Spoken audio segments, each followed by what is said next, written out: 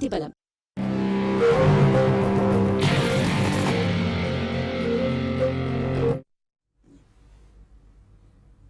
Hi viewers, good afternoon. Welcome to Smart Investor.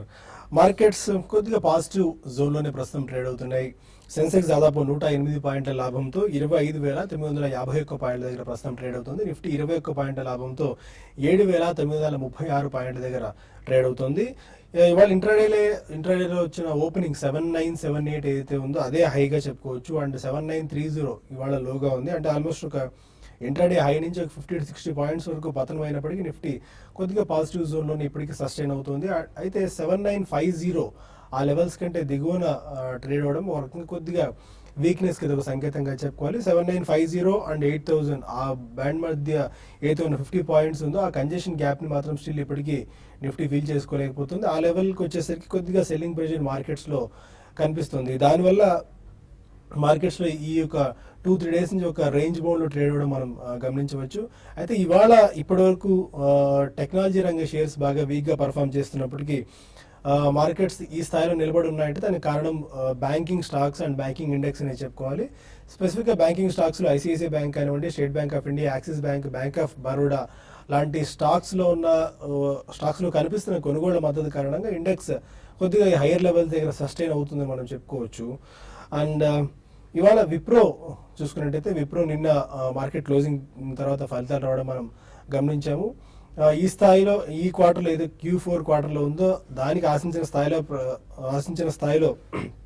Excuse me ఫలితాలు ప్రకటించకపోగా Q1 guidance కూడా నిరుత్సాహకరంగా నిరాశజనకంగా ఇచ్చిన నేపథ్యంలో విప్రోలో ఇవాళ హెవీ సెల్లింగ్ ప్రెషర్ మనం చూసాం. ఆల్మోస్ట్ ఒక 6.5 నుంచి 7% వరకు విప్రోలో క్రాక్ కనిపించింది. దాదాపు 560 రూపాయల వరకు పడిపోయిందని చెప్పుకోవాలి. Most of the research agencies కూడా విప్రోకి సెల్ రేటింగ్ ఇచ్చాయి. ఇక్కడి నుంచి పర్ఫార్మెన్స్ ఆశించిన స్థాయిలో ఉండకపోవచ్చు అన్న ఒక సంకేతాన్ని విప్రో మీద ఇచ్చిన నేపథ్యంలో ఈ సెల్లింగ్ ప్రెషర్ మనం చూస్తున్నాం. ఇక ఐసిఐసిఐ విషయానికి వచ్చినట్టయితే ఐసిఐసిఐ కి ఇంతకాలం ఎన్పిఏ ప్రాబ్లమ్స్ ఏదైతే ప్రభుత్వ రంగ బ్యాంకులకు ఉన్నాయో అలాంటి సమస్య ఐసిఐసిఐ కూడా ఎదుర్కొంటోంది. అయితే కొద్దిగా బాటమ్ అవుట్ అవ్వచ్చేమో అన్న ఒక సంకేతాలు కనిపిస్తున్నాయి. క్రెడిట్ స్విస్ ఇచ్చిన రిపోర్ట్ ప్రకారం స్టీల్ సెక్టర్ కొద్దిగా రివైవ్ అవుతుంది. ఒకవేళ స్టీల్ సెక్టర్ రివైవ్ అయితే ఏదైతే కంపెనీస్కి మోస్ట్ ఆఫ్ ది స్టీల్ కంపెనీస్కి ఐసిఐసిఐ బ్యాంక్ అప్పులు ఇచ్చి ఉంది. ఒకవేళ స్టీల్ సెక్టర్ రివైవ్ అయినా లేకుంటే అందులో బాటమింగ్ అవుట్ అయితే కొద్దిగా మళ్ళీ వాళ్ళ అప్పులు తీర్చే పరిస్థితి ఉంటుంది. దానివల్ల ఐసిఐసిఐ బ్యాంక్ కొద్దిగా మెరుగైన పర్ఫార్మెన్స్ కనిపించే అవకాశం ఉంటుందని చెప్పి క్రెడిట్ స్విస్ తన రిపోర్ట్లో వెల్లడించింది. అండ్ టార్గెట్ ప్రైస్ని కూడా 295కు సవరిస్తూ ఇచ్చిన నేపథ్యంలో ఇవాళ ఐసిఐసిఐ బ్యాంక్లో మనకు మంచి కొనుగోలు మద్దతు రావడం గమనించాం. అండ్ రూరల్ ఎలక్ట్రిఫికేషన్ కంటే గ్రామీణ విద్యుదీకరణ ప్రాజెక్టుకి ప్రభుత్వం పెద్ద ఎత్తున నిధులు కేటాయించబోతోంది. అండ్ దాని మీద సీరియస్ గా దృష్టి సారించింది అని వార్తలు వెలువడుతున్న నేపథ్యంలో ఆర్ఈసి అండ్ పిఎఫ్సి లాంటి companies, rural electrification corporation and PFC లాంటి కంపెనీస్ లో మంచి కొనుగోళ్ల మద్దతు లభిస్తుంది. ఆర్ఈసి వాళ్ళ దాదాపు 4% మేర పెరిగితే పిఎఫ్సి యొక్క 5% వరకు పెరిగింది. క్యాస్కేడింగ్ ఎఫెక్ట్ మిగిలిన ట్రాన్స్ఫార్మర్స్ రంగాల మీద కూడా పడింది. ట్రాన్స్ఫార్మర్స్ అండ్ రెక్టిఫైర్స్ ఇండియా ఇవాళ 20% వరకు పెరిగింది. 319 రూపాయల గరిష్ట స్థాయి దగ్గర ప్రస్తుతం ట్రేడ్ అవుతుంది. మిగిలిన వోల్టామ్ ట్రాన్స్ఫార్మర్స్ కూడా ఒక 5%, ఇండోటెక్ కూడా ఒక 5% గెయిన్స్ లో ప్రస్తుతం ట్రేడ్ అవడం చూస్తున్నాం. ఈక్విటాస్ స్టెల్లార్ లిస్టింగ్ ఇవాళ మనం గమనించాం. దాదాపు 25% ప్లస్ లో ప్రస్తుతం ట్రేడ్ అవుతుంది. 110 రూపాయల ఇష్యూ ప్రైస్ ఉంటే పీక్ ఇవాళ 147 రూపాయల వరకు వెళ్ళింది. ఆల్మోస్ట్ ఒక 25% ప్రాఫిట్స్ ని స్టిల్ మార్కెట్స్ ఇంకా సస్టైన్ చేస్తూనే ఉంది. ఇవాళ ఉదయం వసంత్ గారు కూడా చెప్పారు బిజినెస్ బ్రేక్ఫాస్ట్ షోలో ఆల్మోస్ట్ 25 to 30% వరకు ప్రాఫిట్స్ వచ్చాయి. ఎవరైనా ఇంట్రెస్ట్ ఉంటే ప్రాఫిట్స్ బుక్ చేసుకుని మళ్ళీ లోయర్ లెవెల్స్ దగ్గర తీసుకోవచ్చు అని చెప్పి. బట్ స్టిల్ అలా కాదు, మేము ఇంకా హోల్డ్ చేద్దాం అనుకుంటే స్టిల్ అలాగే అట్టి పెట్టుకోవాల్సిన షేర్ కూడా ఈక్విటాస్. దీన్ని పీర్గా కంపేర్ చేసుకుని ఎస్కేఎస్ మైక్రో ఫైనాన్స్ కూడా ఇవాళ 52 వీక్ హై టచ్ చేసింది. 595 రూపీస్ హై, బట్ కొద్దిగా profit booking SKS micro finance ఇవాళ చూసాం. ఎలా ఉండొచ్చు? 7950 బిలో ట్రేడ్ అవుతున్న ఇది ఈ 7950 పైన ఉన్న కంజెషన్ మార్క్ ను క్రాస్ చేస్తుందా? అండ్ బ్యాంకింగ్ రంగ షేర్స్ కి మళ్ళీ కొద్దిగా రివైవ్ అయినట్టేనా అనే అంశాలు మనతో మాట్లాడడానికి ఇద్దరు అనలిస్టులు సిద్ధంగా ఉన్నారు. Good afternoon both of you sir. Tight range లో మార్కెట్ ట్రేడ్ అవుతుంది. బట్ మార్కెట్స్ ఈ స్థాయిలో నిలబడడానికి బ్యాంకింగ్ రంగ షేర్స్ కొద్దిగా దోహదపడుతున్నాయని చెప్పుకోవాలి. స్టీల్ సెక్టర్ రివైవ్ అయినా ఆ ఎన్పిఏ ప్రాబ్లమ్స్ కొద్దిగా రివర్స్ అయినా కూడా బ్యాంకింగ్ స్టాక్స్ ఎస్పెషల్లీ పిఎస్యు కానీ లేకుంటే ప్రైవేట్ రంగంలో టాప్ పీర్స్ కానీ వీటిలో ఎలాంటి మొమెంటం ఉండొచ్చు? Yeah, basically, I think banking stocks lo మనం last 1 or 2 months back, I think we have seen the worst అని అనిపిస్తుందండి. సో డెఫినెట్లీ గోయింగ్ ఫార్వర్డ్ చిన్న చిన్న కరెక్షన్స్ ఉండొచ్చు, ఎందుకంటే లో నుంచి ఆల్మోస్ట్ అబౌట్ 20 to 30% మధ్యలో పెరిగాయి కొన్ని పబ్లిక్ సెక్టర్ బ్యాంక్స్, అలాగే మీకు ప్రైవేట్ సెక్టర్ బ్యాంక్స్ కూడా అబౌట్ 10 to 15% మధ్యలో పెరిగాయి. సో డెఫినెట్లీ బ్యాంకింగ్ రంగానికి చెందిన షేర్స్లో we should definitely go with stronger private sector banks, and కొన్ని ఎన్బిఎఫ్సిస్ కూడా చాలా స్ట్రాంగ్గా రెసిలియంట్గా ఉన్నాయండి. సో అలా మీరు ఇప్పుడే మెన్షన్ చేసినట్టు ఈక్విటాస్ లిస్టింగ్ అయిన తర్వాత ఎస్కేఎస్ మైక్రో ఫైనాన్స్ కానివ్వండి, ఆర్ ఎన్బిఎఫ్సిస్లో క్యాపిటల్ ఫస్ట్, బజాజ్ ఫైనాన్స్, ఇవన్నీ కూడా extremely strong tendency. Overall market కూడా మనకి చాలా రెసిలియన్స్ చూపిస్తుంది. సో పాజ్ మోడ్లో కూడా ఉందని అనుకోలేము, ఎందుకంటే ఎక్కడైనా చిన్న కరెక్షన్ వచ్చినా కానీ మళ్ళీ కొద్దిగా బయింగ్ వస్తుంది. So there is some equity churning in sectors. అంటే ఈరోజు మనకి బ్యాంకింగ్ రంగం స్ట్రాంగ్గా ఉంది. గత 2-3 డేస్గా మనం మెటల్స్ చాలా స్ట్రాంగ్గా చూసాం. సో ఇలా మనకి సెక్టర్ ఆఫ్టర్ సెక్టర్ మనకి కొద్దిగా చర్నింగ్ అనేది జరుగుతుంది. బట్ ఐ థింక్ బ్యాంకింగ్ రంగానికి చెందిన షేర్స్లో ఎక్కడైనా డిక్లైన్స్ వస్తే మాత్రం తప్పకుండా ప్రైవేట్ సెక్టర్ బ్యాంక్స్ మాత్రం డెఫినెట్లీ కొనాలండి. Even public sector banks maybe 1 or 2 quarters కొద్దిగా ఎన్పిఏ ప్రాబ్లం ఇంకా పర్కులేట్ కావచ్చు. So overall market is resilient, కాబట్టి చిన్న చిన్న డిప్స్ గురించి వెయిట్ చేయండి. సో ఈ రిజల్ట్ సీజన్ అయిన తర్వాత డెఫినెట్లీ మనకి మాన్సూన్ కూడా బాగా ఉంటే మాత్రం మార్కెట్ చాలా స్ట్రాంగ్గా ఉండే పరిస్థితి మనకు కనిపిస్తుంది. కానీ 1000 points ప్లస్ ఒకటేసారి కరెక్షన్ లేకుండా పెరిగింది కాబట్టి if somebody wants to commit bulk money కొంచెం వెయిట్ చేయడం బెటర్ అండి. లేదు చిన్న చిన్న మొత్తాలు కమిట్ చేసేవాళ్ళు, లేదు ఎస్ఐపి ద్వారా డైరెక్ట్ మార్కెట్లో ఇన్వెస్ట్ చేసేవాళ్ళు, definitely they can go ahead and do it in 2-3 price points. Okay, technical sense వచ్చేస్తున్నాయి సుందర్ గారు.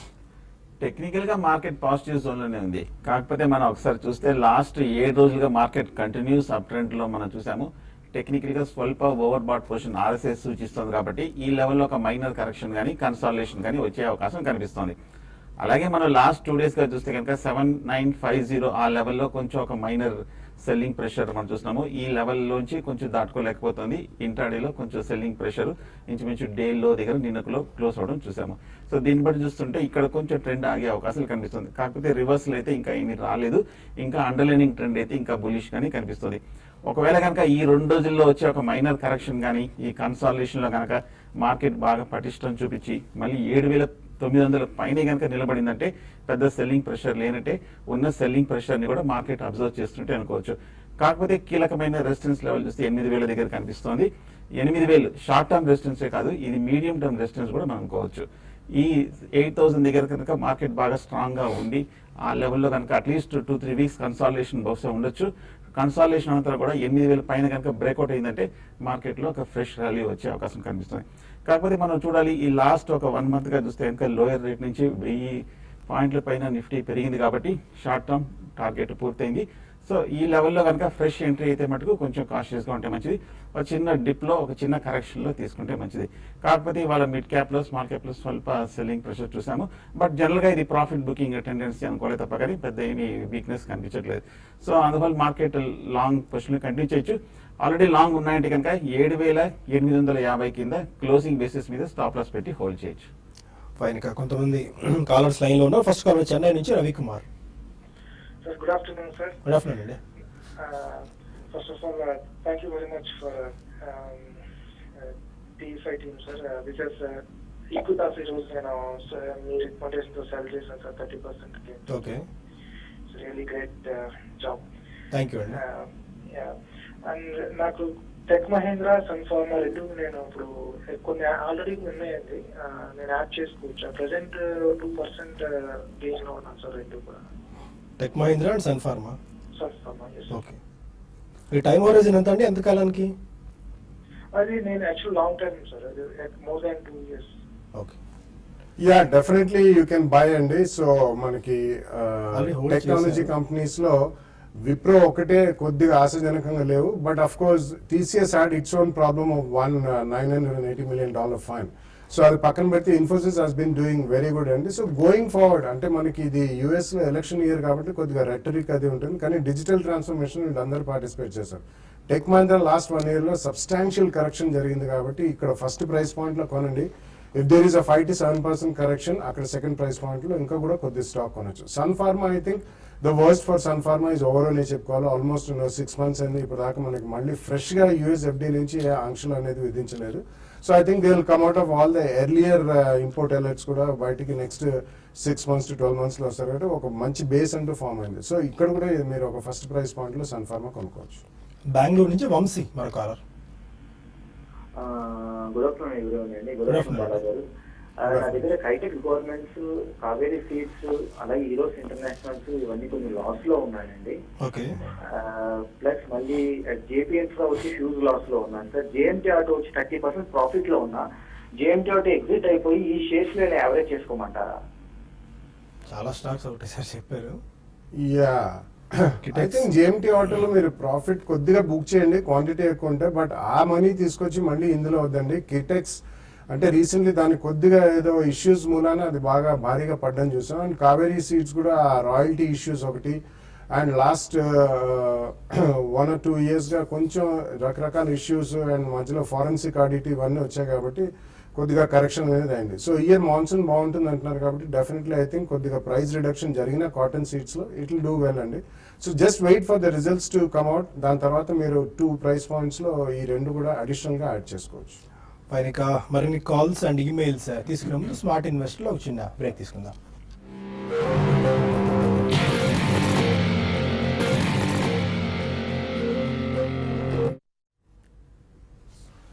Welcome back to smart investor. మరొక కాలర్ అనంతపురం నుంచి లలిత. అడే లలిత గారు. హలో హలో లలిత అడగండి, వినిపిస్తుంది. 250లో జేబీఎస్ తీసుకున్నామండి. ఇంకోటి సిసిఎల్ ప్రోడక్ట్. మీ టీవీ వాళ్ళని తగ్గించి స్ట్రైట్ గా ఫోన్ లో సిసిఎల్ ప్రోడక్ట్ 250లో తీసుకున్నామండి. ఆ ఉంటలో అమ్మేసాను. CCL products 200. ఇంచుమించి రీసెంట్ హై అదేనండి. అక్కడ నుంచి మన సిసిఎల్ ప్రొడక్ట్స్ 250 రూపాయల నుంచి కంటిన్యూస్ కరెక్షన్ తర్వాత మళ్ళీ 160, 170 రూపాయల దగ్గర నుంచి రికవరీ రావడం చూసాము. ప్రస్తుతం టెక్నికల్ గా ఇంకా పాజిటివ్ గానే కనిపిస్తోంది. అలాగే ఓవరాల్ గా మనం long term chart last 1 year గా చూస్తే కనుక మేజర్ ట్రెండ్ ఇంకా బులిష్ గానే ఉంది. హోల్డ్ చేయండి. ఒకవేళ కనుక ఫర్దర్ ర్యాలీ వచ్చిందంటే కనుక market next leg of up trend లో ఎంటర్ అయినప్పుడు మీ 240, 250 కూడా వచ్చే అవకాశం కనిపిస్తోంది. హోల్డ్ చేయండి.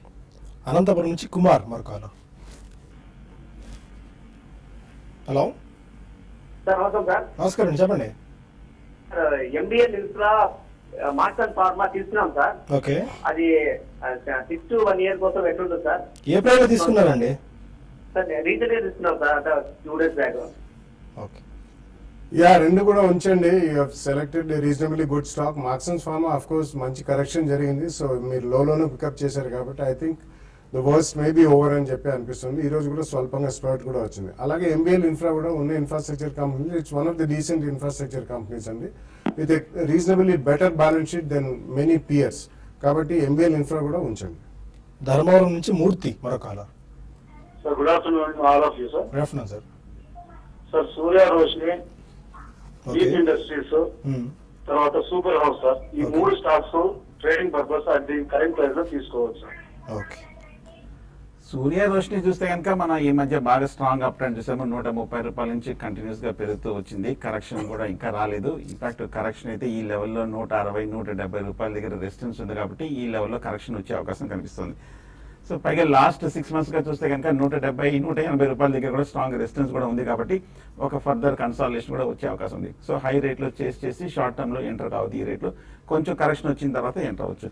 అలాగే సూపర్ హౌస్ మటుకు టెక్నికల్ గా చూస్తే కొంచెం వీక్ గానే కనిపిస్తుంది. ఈ స్టాక్ ట్రేడింగ్ అయితే ముఖ్యంగా షార్ట్ టర్మ్ కి అయితే అంత సూటబుల్ కాదనిపిస్తుంది.